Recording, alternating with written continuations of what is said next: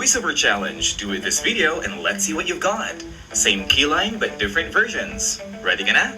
In 3, 2, 1. Narito na ang mga nagbabagang balita sa oras na ito. Maraming Pilipinong nagtataka na kaya mo naman pala pero pagdating sa akin ay hirap na hirap ka. Kaya mo naman pala pero bakit pagdating sa akin ay hirap na hirap ka? What are you waiting for? Subscribe now and visit our website.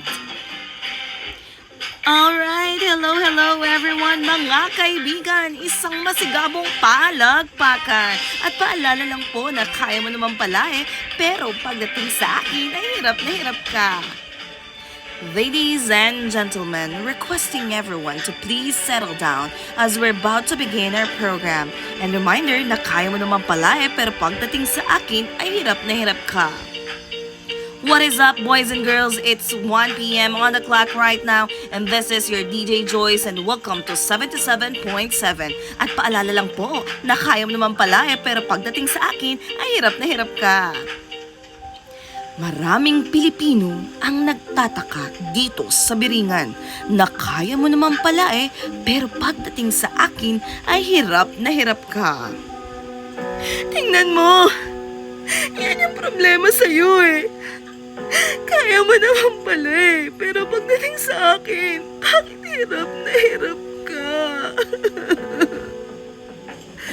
Ako ang tunay na tagapagmana ng Lopez Group of Companies.